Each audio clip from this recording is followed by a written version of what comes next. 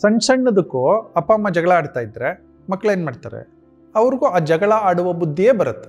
All managements are connected to emotional management. ಆಸ್ತಿ ಬಂದದ್ದು ತಗೊಂಡ್ಮೇಲೆ liability ಬಂದದ್ದು ತಗೋಬೇಕು ತಾನೆ. ಅಸೆಟ್ ಬಂದ ಮೇಲೆ ಲಯಬಿಲಿಟಿನೂ ಉಂಟಲ್ವಾ. ಕ್ರೈಸಿಸಲ್ಲಿ ನಾವೆಲ್ಲ ಡಿಸ್ಟರ್ಬ್ ಆಗಿಬಿಟ್ರೆ ನಮ್ಮನ್ನು ಮ್ಯಾನೇಜ್ಮೆಂಟ್ ಅಂತೇಳಿ ಕರೀತಾರೆ. ಯಾಕೆ ರಾಮಾಯಣ ಓದಿ ಅಂತ ಹೇಳ್ತಾರೆ ಅಂತಂದರೆ ಕತೆ ಚೆನ್ನಾಗಿದೆ ಅಂತಲ್ಲ, ಈ ಥರದ ಅಕೇಶನ್ಸಲ್ಲಿ ರಾಮ ಹೇಗೆ ಬಿಹೇವ್ ಮಾಡ್ದ ಅಂತ. ರಾತ್ರಿ ದಶರಥ ಕರೀತಾನೆ, ರಾಮ ಒಂದು ತಪ್ಪಾಗ್ಬಿಟ್ಟಿದೆ, ನಾನು ನಿನ್ನ ಚಿಕ್ಕಮ್ಮನಿಗೆ ಮಾತು ಕೊಟ್ಬಿಟ್ಟಿದ್ದೆ, ನಿನ್ನ ಬದಲು ಭರತನ್ನ ನೀನು ರಾಜ ಮಾಡಬೇಕು ಅಂತ ಕೇಳ್ತಾ ಇದ್ದಾಳೆ. ಈ ಥರ ಆಗೋಗಿದೆ, ನಾವು ನಾಳೆ ಹೊರಡಬೇಕು, ನಾನು ಹೊರಡಬೇಕು ಅಂತಾನೆ.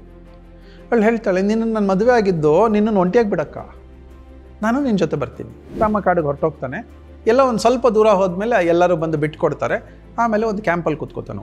ರಾಮ ಅಲ್ಲಿ ಕೂತಿರ್ಬೇಕಾದ್ರೆ ಲಕ್ಷ್ಮಣ ಸುತ್ತ ನೋಡ್ತಾ ಇರ್ತಾನೆ.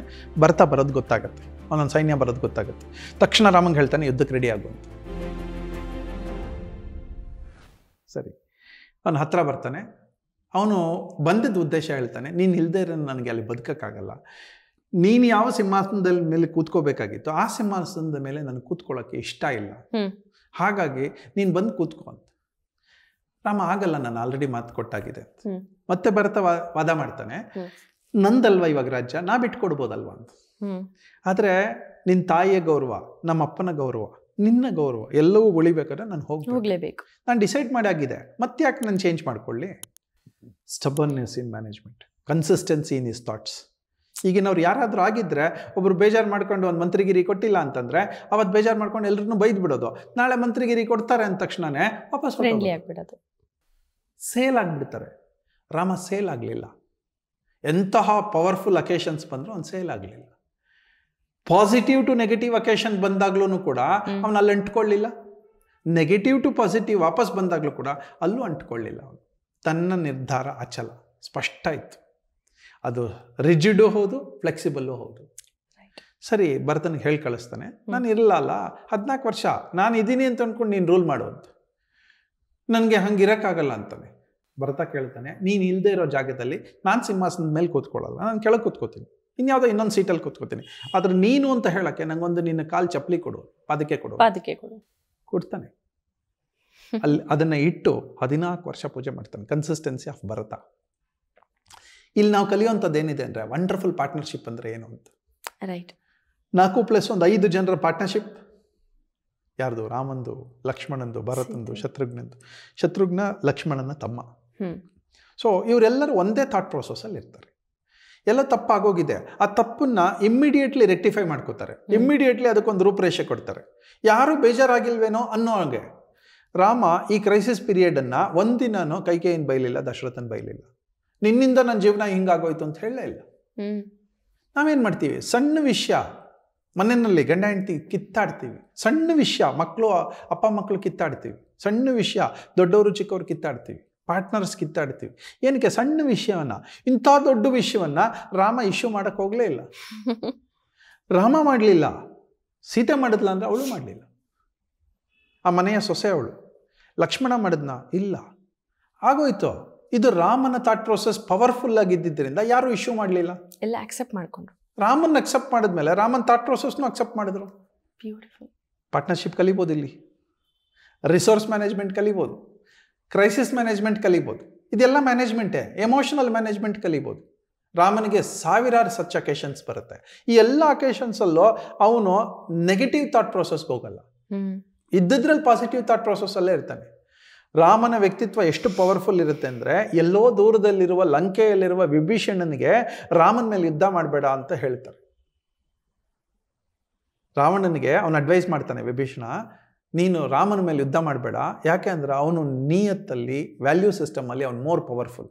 ನೀನು ಸೋತೋಗ್ತೀಯ, ಯಾಕೆ ಅಂದರೆ ನೀನು ಅವನ ಹೆಂಡ್ತಿನ ಎತ್ಕೊಂಬಂದಿರೋದು, ನಿನಗೆ ಮೊರೆಯಲ್ಲಿಲ್ಲ ಇವತ್ತು. ಸೊ ಇದನ್ನು ಒಂದು ಶತ್ರುಪಾಳಯದಲ್ಲಿ ಒಬ್ಬ ವ್ಯಕ್ತಿ, ಪವರ್ಫುಲ್ ವ್ಯಕ್ತಿ ಇದ್ದಾನೆ ಅಂತಂದರೆ, ನೆಕ್ಸ್ಟು ರಾವಣನ ಹೆಂಡತಿ ಮಂಡೋದರಿ, ಅವಳು ಅಡ್ವೈಸ್ ಮಾಡ್ತಾಳೆ ಇದು ತಪ್ಪು ಅಂತ. ಅಂದರೆ ಒಂದು ವ್ಯಾಲ್ಯೂ ಸಿಸ್ಟಮ್ ಇಟ್ಕೊಂಡ್ರೆ, ಅದಕ್ಕೆ ನಾವು ಅಂಟ್ಕೊಂಡಿದ್ರೆ, ಪವರ್ಫುಲ್ ಆಗಿದ್ದರೆ, ಆ ವ್ಯಾಲ್ಯೂ ಸಿಸ್ಟಮ್ಮು ಇವತ್ತೆಲ್ಲ ನಮಗೆ ಟಿ ವಿಗಳಿದೆ. ಇಲ್ಲಿ ಏನೋ ಆಗ್ತಾ ಇದೆ, ಇಲ್ಲಿ ಆಗ್ತಾ ಇರೋದು ಅಲ್ಲಿ ಕಾಣಿಸ್ತಾ ಇರುತ್ತೆ. ಗೊತ್ತಾಗುತ್ತೆ. ಏನು ಟಿವಿ ಇಲ್ಲಪ್ಪ, ವರ್ಡ್ ಆಫ್ ಮೌತ್ ಅಲ್ಲಿ ಸರ್ಕ್ಯುಲೇಟ್ ಆಗಿರುತ್ತೆ. ಸಮುದ್ರದ ಆಚೆ ವಿಭೀಷಣಂಗೆ ಇದು ಅರ್ಥ ಆಗಿರುತ್ತೆ. ಅಂದರೆ it's the most powerful system is the value system. ಅದರ ಜೊತೆ ಮ್ಯಾನೇಜ್ಮೆಂಟ್ ಸಿಸ್ಟಮ್, ಅದರ ಜೊತೆ ಎಮೋಷನ್ಸ್ ಮ್ಯಾನೇಜ್ಮೆಂಟ್, ಅದರ ಜೊತೆ ಟೆಂಪರ್ಮೆಂಟ್ ಮ್ಯಾನೇಜ್ಮೆಂಟ್, ಅದರ ಜೊತೆ ಅಕೇಶನ್ ಮ್ಯಾನೇಜ್ಮೆಂಟ್, ಕ್ರೈಸಿಸ್ ಮ್ಯಾನೇಜ್ಮೆಂಟ್, ಇದೆಲ್ಲ ಮ್ಯಾನೇಜ್ಮೆಂಟೇ. ರಾಮಾಯಣನ ಓದೋದು ರಾಮನಿಗೇನಾಯ್ತು, ಅವ್ನು ನಾಮ ಇಟ್ಕೊಂಡಿದ್ನ, ವಿಭೂತಿ ಇಟ್ಕೊಂಡಿದ್ನ ತಿಳ್ಕೊಳಕ್ಕಲ್ಲ. ರಾಮ ಯಾವ ಧರ್ಮದವನು, ಯಾವ ಕುಲದವನು, ಯಾವ ಜಾತಿಯವನು ತಿಳ್ಕೊಳಕ್ಕಲ್ಲ ಇದು ಓದಿ ಅಂತ ಹೇಳೋದು. ಜೀವನದ ಸಾರ ಇದೆ, ಜೀವನ ಹೇಗೆ ಮಾಡಬೇಕು. ನನಗೆ ಕ್ರೈಸಿಸ್ಗಳು ಬಂದಾಗ, ಅಕೇಶನ್ಸ್ ಬಂದಾಗ ಕೆಲವು ನಿರ್ಧಾರಗಳನ್ನು ತಗೋಬೇಕಾಗತ್ತೆ. ರಾಮ ಏನು ತಗೋತಾ ಇದ್ದ ನಿರ್ಧಾರ ಈ ಕ್ಷಣದಲ್ಲಿ ಅಂತ ಯೋಚನೆ ಮಾಡಿದ್ರೆ ಬಹುಶಃ ಆ ಥರದ ನಿರ್ಧಾರಗಳು ನಾನು ತಗೊಂಡ್ರೆ ಪವರ್ಫುಲ್ ಆಗ್ತೀನೇನು. ಯಾವುದೋ ನಿರ್ಧಾರಗಳನ್ನು ಕೃಷ್ಣ ಈ ನಿರ್ಧಾರ ತಗೋತಾ ಇದ್ದ, ಶಿವ ಈ ನಿರ್ಧಾರ ತಗೋತಾ ಇದ್ದ, ಜೀಸಸ್ ಕ್ರೈಸ್ಟ್ ಈ ನಿರ್ಧಾರ ತಗೋತಾ ಇದ್ದ, ಮೊಹಮ್ಮದ್ ಪೈಗಂಬರ್ ಈ ನಿರ್ಧಾರ ತಗೋತಾ ಇದ್ದ. ಯಾವುದೇ ಸೂಪರ್ಲೇಟಿವ್ ಜನನ್ನ ನೋಡಿದ್ರೆ ಅವ್ರು ಯಾವ ನಿರ್ಧಾರಗಳು ತಗೋತಾ ಇದ್ರೋ ಅಂಥದ್ದೇ ಒಂದು ನಿರ್ಧಾರ ನಾನು ತಗೋಬೋದಲ್ಲ, ಅಂಥದ್ದೇ ಒಂದು ಡಿಸಿಷನ್ ತಗೋಬೋದಲ್ಲ. ಇದಕ್ಕೋಸ್ಕರ ಓದಿ ಅಂತ ಹೇಳೋದು. ಇದು ಧರ್ಮ ಗ್ರಂಥಗಳಲ್ಲ, ಇದು ಅಧರ್ಮ ಆಗದೇ ಇರುವಂಥ ಗ್ರಂಥಗಳಿವು. ಬ್ಯೂಟಿಫುಲ್. ನಾವು ಸುಮ್ಮನೆ ಇದನ್ನ ರಿಲಿಜಿಯಸ್ ಟಚ್ ಕೊಡ್ತಾ ಇದ್ದೀವಿ. ಫೈನ್, ಭಗವದ್ಗೀತೆನ ಮುಟ್ಟಿ ನಮಸ್ಕಾರ ಮಾಡಿ, ರಾಮಾಯಣನ ಮುಟ್ಟಿ ನಮಸ್ಕಾರ ಮಾಡಿ, ತಪ್ಪಿಲ್ಲ. ಅದ್ರ ತೆಗೆದು ಓದಿ. ಪೂಜೆಗೆ ಈ ಥರದ್ದು ಸಾವಿರಾರು ಅಕೇಶನ್ಸು ಅದರೊಳಗಿದೆ. ರಾಮಾಯಣ ಇವತ್ತು ನಮಗೆ ರೆಕಾರ್ಡ್ ಸಿಕ್ಕಿ ಹತ್ತತ್ರ ಒಂದು 10,000 ವರ್ಷದ ಹಿಂದೆ ರೆಕಾರ್ಡ್ ಇದೆ. ರಾಮ ಹುಟ್ಟಿದ್ದು ಅವನ ಎಲ್ಲ ರಿಸರ್ಚ್ ಮಾಡಿ 8000 BC ನಲ್ಲೇನೋ ರಾಮಾಯಣದ ನಿದರ್ಶನ ಸಿಗುತ್ತೆ. ನಮ್ಮ ಆರ್ಕಿಯಾಲಜಿ ಡಿಪಾರ್ಟ್ಮೆಂಟ್ಗೂ ಇದೆಲ್ಲ ಸಿಕ್ಕಿದೆ. ರಾಮ ಸೇತು ಇದೆ, ರಾಮ ಬದುಕಿದ್ದ ಅನ್ನೋದಕ್ಕೆ ಎವಿಡೆನ್ಸ್ ಇದೆ. ತುಂಬ ಅತೀವ ಬುದ್ಧಿವಂತಿಕೆ ಸಖತ್ ಪವರ್ಫುಲ್ ಸಿದ್ಧಾಂತಗಳಿತ್ತು. ಹಾಗಾಗಿ ರಾಮನನ್ನು ನಾವು ದೇವರ ಪಟ್ಟ ಕಟ್ಟಿದ್ವಿ. ರಾಮನನ್ನು 10,000 ವರ್ಷದ ಆದಮೇಲೂ ನಾವಿವತ್ತು ಪೂಜೆ ಮಾಡ್ತೀವಿ. ಇಡೀ ಒಂದು ಕಮ್ಯುನಿಟಿ ಒಂದಾಗತ್ತೆ, ಒಂದು ಇಡೀ ದೇಶ ಕಲ್ಚರ್ ಒಂದಾಗತ್ತೆ ಅಂತಂದರೆ 10,000 ವರ್ಷದ ಇನ್ಫ್ಲುಯೆನ್ಸನ್ನು ಒಬ್ಬ ವ್ಯಕ್ತಿ ಅವತ್ತಿನ ಬರೆಯೋಕ್ಕೇನಾದರೂ ಇತ್ತಂದರೆ ಇಲ್ಲ. ಅವನ ಕಥೆಗಳನ್ನು ಹೇಳ್ಕೊಂಡು ಇವತ್ತು ನಾವು ಅವನ ಆದರ್ಶವನ್ನು ನಾವು ಇವತ್ತಿಗೂ ವಿಜುವಲೈಸ್ ಮಾಡ್ಕೋತಾ ಇದ್ದೀವಿ. And who is he? N ordinary person. ಅವನು ದೇವರು ಅಂತಲೇ ಪ್ರತಿಪಾದನೆ ಮಾಡೋಕ್ಕೆ ಹೊರಟಿದ್ದಿದ್ರೆ ಅವನು ಒಂದೇ ಒಂದು ಬಾಣದಲ್ಲಿ ರಾವಣನ ಮುಗಿಸ್ಬಿಡ್ಬೋದಾಗಿತ್ತು. He undergoes the whole process what a normal person does. Correct. ಇವತ್ತು ನಾವು ರಾಮ ಎಕ್ಸಿಸ್ಟೆನ್ಸಲ್ಲಿ ಇದನ್ನ, ನಾಮ ಇಟ್ಕೊಂಡಿದ್ನ, ಇದೆಲ್ಲ ನಾವು ಚರ್ಚೆ ಮಾಡ್ತೀವಿ. ರಾಮನ ಹಾಗೆ ಒಂದು ದಿನ ಒಂದು ಕ್ಷಣ ಬದುಕಲಿಕ್ಕೆ ಸಾಧ್ಯ ಇಲ್ಲ. ಯಾವುದೋ ಒಂದು ಮಂತ್ರಿಗಿರಿ ಸಿಗುತ್ತೆ, CEO ಪೋಸ್ಟ್ ಸಿಗುತ್ತೆ, XYZ ಸಿಗುತ್ತೆ, ಸಿಕ್ಕಿದೆ. ಅರ್ಧ ಗಂಟೆ ಆದಮೇಲೆ ಹೈಕಮಾಂಡ್ ಚೇಂಜ್ ಮಾಡಿದೆ, ತಡ್ಕೊಳಕ್ಕಾಗಲ್ಲ. ಆದರೆ ರಾಮ ವ್ಯಾಲ್ಯೂ ಸಿಸ್ಟಮ್ ತಡ್ಕೋತಾನೆ. ಬೇಜಾರು ಮಾಡ್ಕೊಂಡು ಹೋದ್ನಾ? ಇಲ್ಲ, ನಗ್ನಗ್ತಾ ಹೋದ. ಅಕ್ಸೆಪ್ಟ್ ಮಾಡ್ಕೊಂಡು ಹೋದ. ನಮ್ಮ ಅಪ್ಪನಿಗೆ ಗೌರವ ಕೊಡಬೇಕು ಅಂತ ಹೋದ. ಹಾಗೆ ಅಂತ ಬೇಜಾರು ಪಟ್ಕೊಂಡು ಹೋಗಲಿಲ್ಲ. ಒಂದು ಕಡೆ ನಮ್ಮ ಅಪ್ಪನಿಗೆ ಖುಷಿ ಪಡಿಸ್ಬೇಕು, ಇನ್ನೊಂದು ಕಡೆ ನಾನು ಬೇಜಾರು ಮಾಡ್ಕೋಬೇಕು, ಇದೆರಡೂ ಇಲ್ಲ. ರಾಮ ಅಕ್ಸೆಪ್ಟ್ ಮಾಡ್ಕೊಳ್ಳೋಕೆ ಶುರು ಮಾಡ್ದ. ಹಾಗಾಗಿ ರಾಮ ಮುಖದಲ್ಲಿ ಅಳು ಬರಲಿಲ್ಲ, ಅಲ್ಲಿ ಬೇಜಾರು ಬರಲಿಲ್ಲ, ಫ್ರಸ್ಟ್ರೇಷನ್ ಬರಲಿಲ್ಲ. ಯಾತಕ್ಕೆ? Because he was emotionally balanced, he was fit. ಹಾಗಾಗಿ ರಾಮಾಯಣ ಇವತ್ತಿಗೂ ನಿದರ್ಶನನೇ. ಇಂತಹ ರಾಮಾಯಣಗಳು ನಮಗೆ ಬೆಳಗ್ಗೆ ಸಂಜೆವರೆಗೂ ಸಾವಿರಾರು ನಡೆಯುತ್ತೆ. ನೀವು ಸ್ಟಾರ್ಟಿಂಗು ರಾಮಾಯಣದ ಎಕ್ಸಾಂಪಲ್ ಅಂದಾಗ ಮ್ಯಾನೇಜ್ಮೆಂಟಲ್ಲಿ, ರಾಮಾಯಣದ ಕಥೆಯಲ್ಲಿ ಅಂದ್ಕೊಂಡೆ. ಸೀರಿಯಸ್ಲಿ ಎಷ್ಟು ಚೆನ್ನಾಗಿದೆ ಅದರ ಒಳಾರ್ಥಗಳು, ಎಷ್ಟು so much to inculcate on a daily basis. ನಮಗೂ ಆಗತ್ತೆ. ನಮ್ಮದೇ ಉದ್ದೇಶಗಳು ಹೇಳ್ತೀನಿ. ನನ್ನ ಮನೆಯಲ್ಲಿ ನಾನು ನನ್ನ ತಮ್ಮ 45-46 ವರ್ಷಗಳು ಒಟ್ಟಿಗೆ ಬದುಕಿದ್ದೀವಿ. ಕೆಲವು ಕಾಲಗಳು ದೂರ ಮನೇಲಿದ್ವಿ. ಅದರ ಆರ್ಗನೈಸೇಷನ್ ಬಂದಾಗ ಇವತ್ತಿಗೂ ನಾವಿಬ್ಬರು ಒಂದಾಗಿದ್ದೀವಿ. ನಮ್ಮನ್ನು ಎಷ್ಟೋ ಜನ ಹೇಳ್ತಾರೆ, ನೀವಿಬ್ಬರು ರಾಮ ಲಕ್ಷ್ಮಣ ಇದ್ದಂಗೆ. ನಮ್ಮಿಬ್ಬರು ಮಧ್ಯದಲ್ಲಿ ತಂದಿಡೋಕೆ ಬೇಕಾದಷ್ಟು ಜನ ಪ್ರಯತ್ನ ಪಟ್ಟರು. ತಂದಿಟ್ಟು ಬೇರೆ ಬೇರೆ ಮಾಡಿ ನಮ್ಮ ಆರ್ಗನೈಸೇಷನ್ ಮುಳುಗಾಕಬೇಕು ಎಲ್ಲ ಬೇಕಾದಷ್ಟು ಪ್ರಯತ್ನ ಪಟ್ಟರು. ನಾವು ಇದೆಲ್ಲ ಮಾತಾಡ್ಕೋತೀವಿ. ನೋಡಿ, ಇಂಥವ್ರು ಬಂದು ಚಾಡಿ ಹೇಳಿದ್ರು, ಇಂಥವ್ರು ಬಂದು ಹಿಂಗೆ ಹೇಳಿದ್ರು ಅಂತ ಚರ್ಚೆ ಮಾಡ್ಕೋತೀವಿ. Working systems are different. ನನ್ನ ವರ್ಕಿಂಗ್ ಸ್ಟೈಲ್, ನನ್ನ ಬ್ರದರಿನ ವರ್ಕಿಂಗ್ ಸ್ಟೈಲ್ ಡಿಫ್ರೆಂಟ್. ಅದರ ರೆಸ್ಪೆಕ್ಟ್ ಇಟ್ಕೊಳ್ಳೋಕ್ಕೇನಂತೆ ಡಿಸ್ಟರ್ಬೇ ಆಗಿಲ್ವಾ ಇಲ್ಲಿವರೆಗೆ? ಇಲ್ಲ, ಯಾವುದೇ ವಿಚಾರ ಚರ್ಚೆ ಮಾಡ್ಕೋತೀವಿ. ತಪ್ಪು ನಿರ್ಧಾರಗಳನ್ನು ನಾನು ತೊಗೊಂಡಿರ್ತೀನಿ, ನನ್ನ ತಮ್ಮನೂ ತೊಗೊಂಡಿರ್ತಾನೆ. ಆದರೆ ಚರ್ಚೆ ಮಾಡ್ಕೋತೀವಿ. ಈ ನಿರ್ಧಾರಗಳನ್ನು ಯಾವ ಕಾಂಟೆಕ್ಸ್ಟಲ್ಲಿ ತಗೊಂಡ್ವಿ ಅಂತ. ಸೊ ಚರ್ಚೆ ಆಗುತ್ತೆ. ಅವತ್ತಿನ ದಿನ ಬೆಳಗ್ಗೆ ಫ್ರಸ್ಟ್ರೇಷನ್ ಆಗಿದ್ರೆ, ಬೆಳಗ್ಗೆ ಒಂಚೂರು ಬೇಜಾರಾಗಿದ್ರೆ, ಮಧ್ಯಾಹ್ನದೊಳಗೆ ಅದು ಸರಿ ಹೋಗುತ್ತೆ. ಈ ಸರೋಗಿರೋ ಇನ್ಫಾರ್ಮೇಶನ್ ನಾವು ಯಾರಿಗೂ ಕೊಡಲ್ಲ. ಬಾಕಿ ಇವರೆಲ್ಲದರಲ್ಲೂ ಸ್ಯಾಡಿಸ್ಟಿಕ್ ಸಂತೋಷ ನೋಡ್ತೀವಿ. ಸ್ಯಾಡಿಸ್ಟಿಕ್ ಅಂತಂದ್ರೆ ಅವರಿಬ್ರು ಬೇರೆ ಆಗ್ಬಿಟ್ರು. ಒಂದು ಅಕೇಶನ್ ಹೇಳಿ ನಿಲ್ಲಿಸ್ತೀನಿ. ಪ್ಲೀಸ್. ರಾಗಿಗುಡ್ಡ ಅಂತ ಒಂದು ದೇವಸ್ಥಾನ, ಬೆಂಗಳೂರಲ್ಲಿ. ನಾನು ಅದರ ಆ ದೇವಸ್ಥಾನದ ತುಂಬಾ ಹತ್ತಿರದವನು. ನಾನು ಅಲ್ಲಿ ಕೆಲಸ ಮಾಡ್ತಾ ಇದ್ದೆ.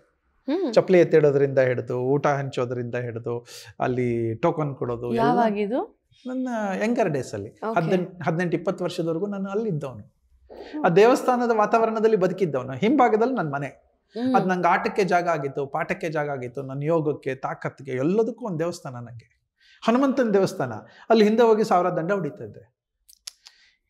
ಈ ಜಾಗದಲ್ಲಿ ಟ್ರಸ್ಟೀಸ್ ಇದ್ರು, 4 ಜನ. ಆ 4 ಜನ ಟ್ರಸ್ಟೀಸು 35-40 ವರ್ಷದ ಟ್ರಸ್ಟೀಸ್ ಅವರು. ಹೊಸ ಟ್ರಸ್ಟೀಸ್ಗಳಿಗೆ ಈ ಟ್ರಸ್ಟ್ ಒಳಗಡೆ ನಾವು ಕಮಿಟಿ ಮೆಂಬರ್ ಆಗಬೇಕು, ನಾವು ನಿರ್ಧಾರಗಳನ್ನು ತಗೋಬೇಕು ಅಂತ ಅವ್ರಿಗೆ ಇವ್ರು ಜಾಗ ಕೊಡಲೇ ಇಲ್ಲ. ಒಬ್ಬರ ಮೇಲೊಬ್ರು ಚಾಡಿ ಹೇಳೋದು. ಚಾಡಿ ತಂದಿಡೋದಕ್ಕೆ ಈ ಚಿಕ್ಕ ಚಿಕ್ಕ ಟ್ರಸ್ಟೀಸ್ ಇರ್ತಾರಲ್ಲ, ಹೊಸ ಟ್ರಸ್ಟೀಸ್ಗಳು, ಇವರು ತಂದಿಡೋದು. ಅವರೆಲ್ಲ ಕೇಳಿಸ್ಕೊಳ್ಳೋದು. ಅವನು ಹಂಗನ್ನ, ಇವನು ಹಿಂಗನ್ನ, ಎಲ್ಲ ಗಲಾಟೆ ಮಾಡೋದು. ಅವನ ಎದುರುಗಡೆ ಬೈಯೋದು, ಅವ್ರ ಎದುರುಗಡೆನೆ ಬೈಯೋದು. ಇದು ಎಲ್ಲ ಬೈದ ಮೇಲೆ ಒಂದು ಕಮಿಟಿ ಮೀಟಿಂಗ್ ನಡೆಯುತ್ತೆ. ಇವನು ಎಷ್ಟು ದುಡ್ಡು ತಿನ್ಬಿಟ್ಟ ಸರ್, ಇದು ಅಪ್ರೂವಲ್ಲೇ ತಗೊಳ್ಳಿಲ್ಲ, ಅವನು ಹಂಗ ಕೇಳ್ತೀನಿ ಟ್ರಸ್ಟ್ ಮೀಟಿಂಗಲ್ಲಿ ಅಂತ. ಟ್ರಸ್ಟ್ ಮೀಟಿಂಗ್ ಒಳಕೋದ್ರೆ ಆ 4 ಜನನೇ ಹೋಗೋದು. ಜೋರ್ ಜಗಳ ಅಲ್ಲಿ ಒಳಗಡೆ. ನಾವು ಅನ್ಕೊಳ್ಳೋದು ಇವತ್ತು ಬೇರೆ ಆಗೋಯ್ತು. ಒಂದು ಸ್ಯಾಡಿಸ್ಟಿಕ್ ಸ್ಯಾಟಿಸ್ಫ್ಯಾಕ್ಷನ್, ಇವ್ರು ಬೇರೆ ಆಗ್ಬಿಟ್ರಿ ಇವತ್ತು. ನಾಳೆಯಿಂದ ಹೊಸ ಟ್ರಸ್ಟ್, ಹೊಸ ಟೀಮ್. ಅವ್ರು ಹೊರಗೆ ಬರೋರು ಒಂದು 2-3 ಗಂಟೆಗಳಾದ್ಮೇಲೆ, ಎಲ್ಲಪ್ಪ ಎಲ್ಲರೂ ತಿಂಡಿ ತಗೊಂಬನ್ನಿ, ನಾವು 4 ಜನ ಹೆಗಲ್ ಮೇಲೆ ಕೈ ಹಾಕೊಂಡು ಒಬ್ಬರ ಮೇಲೆ ಒಬ್ಬರು ಬರೋರು. Partnership. Good bad ugly, they were together. ತುಂಬ ಕಡಿಮೆ ಜನಕ್ಕೆ ಆ ಗತ್ತಿರೋದು. ಹೊರಗಡೆ ನಾವೇನು ಬೇಕಾದ್ರೂ ಕಿತ್ತಾಡ್ತೀವಿ, ಒಳಭಾಗದಲ್ಲಿ ನಾವೆಲ್ಲ ಒಂದೇ. ಒಂದು ಫ್ಯಾಮಿಲಿ ಹೀಗಿರ್ಬೇಕು, ಒಂದು ಕಲ್ಚರ್ ಹೀಗಿರ್ಬೇಕು, ನಮ್ಮ ದೇಶ ಹೀಗಿರ್ಬೇಕು. ಅವ್ನು ಹಿಂದೂ ಆದ್ರೇನು, ಮುಸ್ಲಿಂ ಆದ್ರೇನು, ಕ್ರಿಶ್ಚಿಯನ್ ಆದ್ರೆ ಒಳಗೆ ಬಂದು ಆಗೋಗಿದೆ ನಮ್ಮ ಒಳಗಡೆ.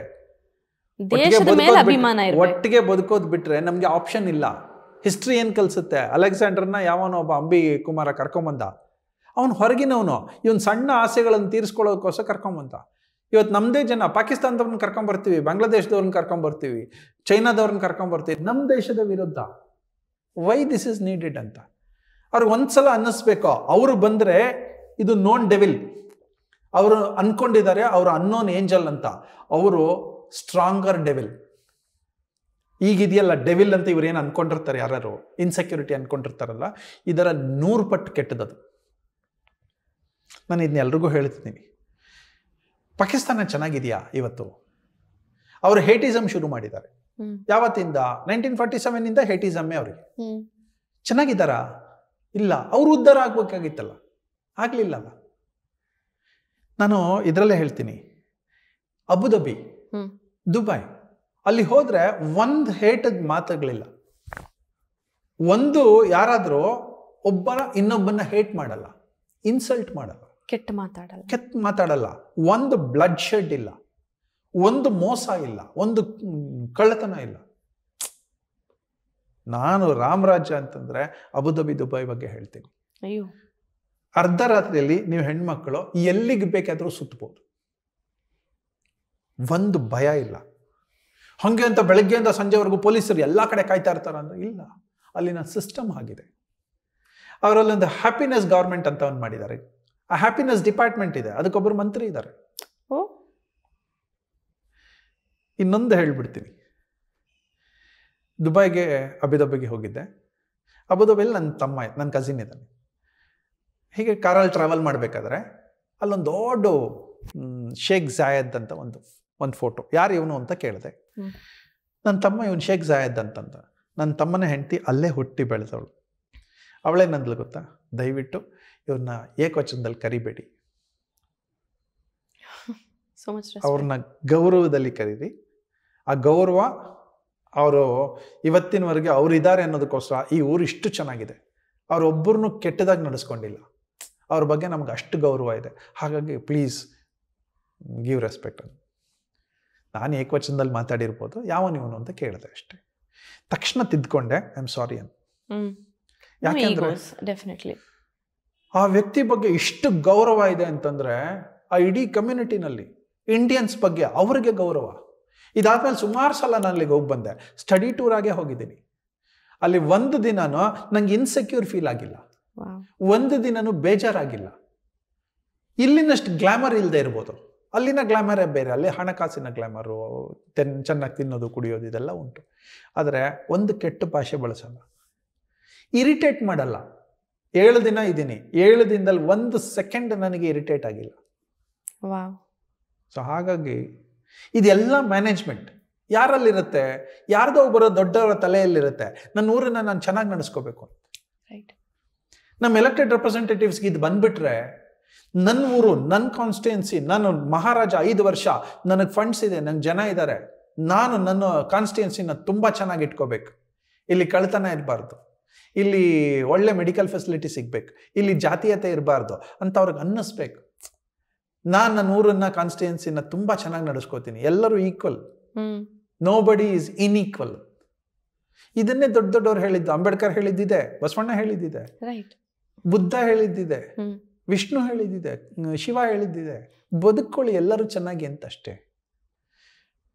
ಇದಿಷ್ಟು ಕೂಡ ಮ್ಯಾನೇಜ್ಮೆಂಟ್ ಆಫ್ ವಾಟ್ ಅಂದರೆ management of mind. Beautifully explained. ಎಷ್ಟೆಲ್ಲ ಎಕ್ಸಾಂಪಲ್ಸು.